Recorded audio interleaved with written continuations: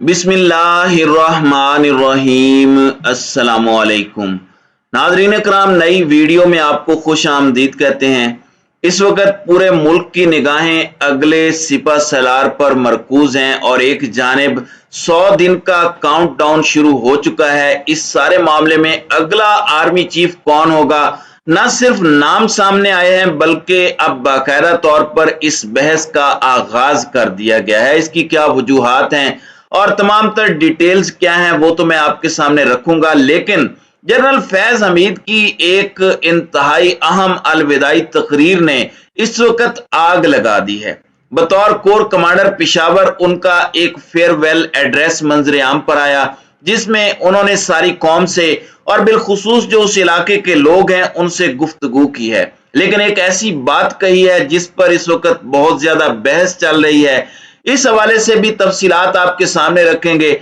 जबकि शहबाज गिल का मामला और शहबाज गिल की गिरफ्तारी और उनके साथ इंसानियत सोच सलूक और इंसानी हुकूक की खिलाफ वर्जियों का मामला अब दबने का नाम नहीं ले रहा और जेल में जो तशद्दुद किया गया है बड़ा हैरत अंगेज है। किसी को समझ नहीं आ रही कि वो अडियाला जेल में मौजूद हैं जो पंजाब की टेरिटरी है, वहां पर पाकिस्तान तहरीक इंसाफ की गवर्नमेंट है, तो वहां पर ये सब कैसे हो रहा है। जेल में भी शहबाज गिल पर तशद्दुद हुआ है और उन्हें टॉर्चर किया गया है और इस हवाले से अब पंजाब हुकूमत भड़क उठी है और मामला संगीनी की तरफ बढ़ रहा है। आप देख लें कि जिस तरह से शहबाज गिल के वकील ने जब मीडिया टॉक की शहबाज गिल के केस के हवाले से, तो उसमें भी बहुत सी चीजें सामने आई।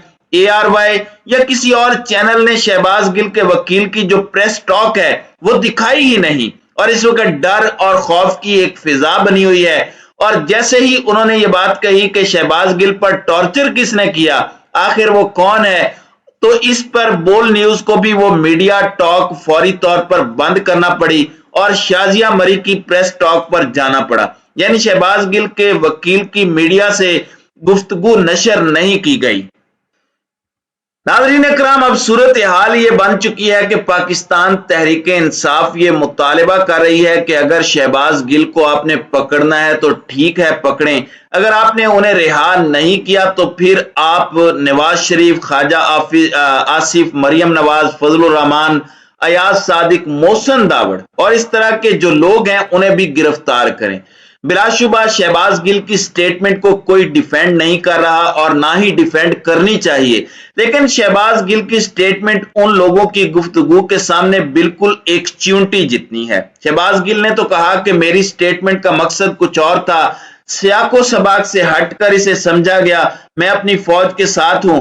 लेकिन ये जो बदमाशों का टोला है ये तो ये कहना भी गवारा नहीं करते। इन्होंने तो आज तक क्लैरिफिकेशन देना भी गवारा नहीं किया कि इन्होंने फौज के बारे में जो कुछ कहा उस पर इनकी क्लैरिफिकेशन क्या है। हम ये कहना चाहते थे या हमारा ये मकसद था। तो ये इस तरह के बदमाश लोग हैं।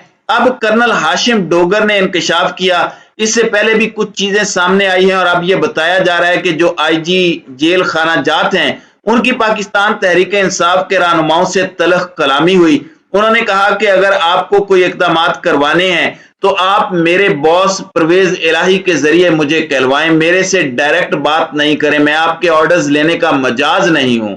इसके अंदर वजीर दाखिला पंजाब का किरदार बड़ा अहम है जो कि कर्नल हाशिम डोगर हैं। उन्होंने कहा कि अब मेरे इल्म में आया कि जेल में दाखिले की पहली रात शहबाज गिल को गैर कानूनी तौर पर चक्की में रखा गया, जो कि किसी भी कैदी के साथ नहीं होना चाहिए। अब ये चीजें आप देखें कि इस्लामाबाद पुलिस इनका रिमांड हासिल करना चाह रही थी। पाकिस्तान तहरीक इंसाफ और शहबाज गिल के लॉयर्स ये कोशिश कर रहे थे कि ये जेल मुंतकिल हो जाए। अडियाला जेल है, वहां पर अपनी गवर्नमेंट है, मगर अडियाला जेल के अंदर भी PTI के रहनुमाओं को मिलने नहीं दिया गया और अब ये इत्तलात भी है कि चक्की में रखा गया, जो कि शहबाज गिल नहीं बल्कि किसी भी कैदी के साथ ऐसा नहीं होना चाहिए। मैंने DIG और सुप्रिटेंडेंट को हटाने को मजाज अथॉरिटी को रेकमेंड कर दिया है, ये कहना है हाशिम डोगर का। इससे पहले आपको पता है कि एक खबर जियो न्यूज ने भी दी कि बाकायदा तौर पर IG पंजाब ने जो डिप्टी होम सेक्रेटरी हैं उन्हें कहा कि आप मिस्टर एक्स से हिदायत ना लें और आप गवर्नमेंट के ऑर्डर्स को माने। तो ये चीजें बड़ी कॉम्प्लेक्स होती जा रही हैं।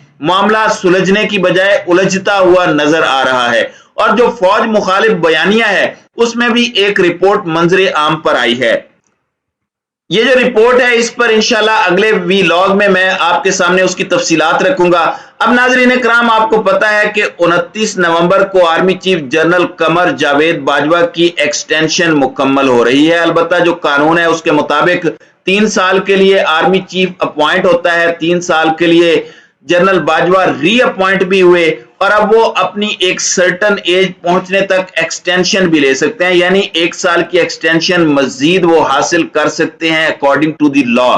लेकिन अब यहां पर सूरत हाल बड़ी अहम हो चुकी है। एक जानिब तो तकरीबन 105 दिन रह गए हैं army chief general Qamar Javed Bajwa की मुद्दत मुलाजमत में, और यह बड़ी अहम तैनाती है। इमरान खान भी इस हवाले से अपनी ख्वाहिश का इजहार कर चुके हैं कि जो फ्रेश मैंडेट लेकर आए उसे यह तैनाती करनी चाहिए। अब बाकायदा तौर पर यह डिबेट शुरू कर दी गई है मेन स्ट्रीम मीडिया पर।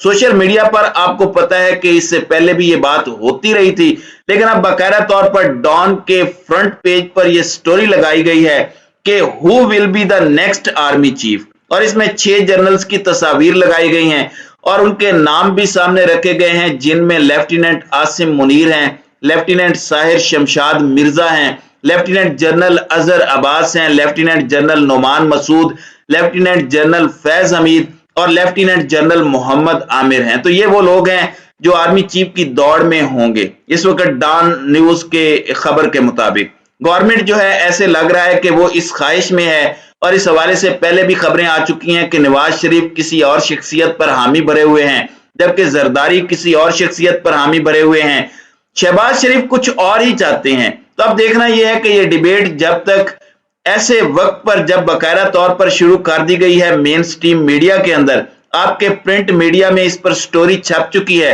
अब ये सारे जो इन लाइन हैं इनकी प्रोफाइल सामने आया करेंगी। तो सवाल ये पैदा होता है कि क्या इस डिबेट के छिड़ने के बाद एक ऐसे शख्स जिसकी वजह से ये रजीम चेंज ऑपरेशन किया गया, जिसका इतराफ किया जा चुका है, जनरल फैज हमीद, अगर उन्हें टारगेट किया जाता है तो फिर इस कैंपेन को भी समझ आ जाएगी कि ये डिबेट क्यों छेड़ी गई है। अब जनरल फैज हमीद, इन्होंने बतौर कोर कमांडर पेशावर, जिसका चार्ज अब वो छोड़कर बहावलपुर जाएंगे, उन्होंने अब वहां पर वजीरिस्तान वो गए। बहुत अच्छी बात है कि वहां पर जाकर उन्होंने यौम आजादी मनाया ताकि उन इलाकों का एहसास महरूमी भी खत्म किया जाए।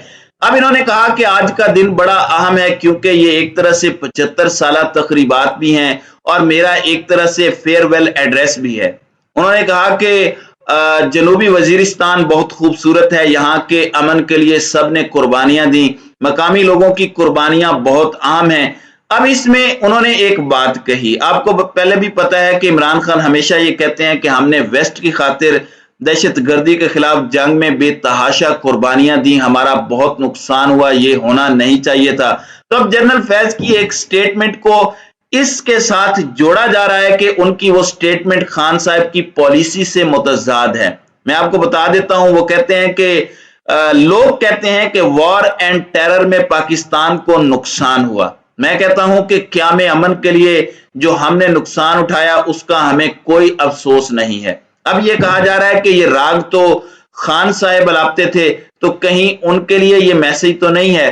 देखें, एक पॉलिटिक्स होती है, ये पॉलिटिशियन है, उसका हक है कि वो उन कुर्बानियों पर बात करे और अपने लोगों की जान की हिफाजत पर बात करे। लेकिन एक फौजी है जो पाकिस्तान के लिए जान कुर्बान करता है, वो इस पर सोचता नहीं।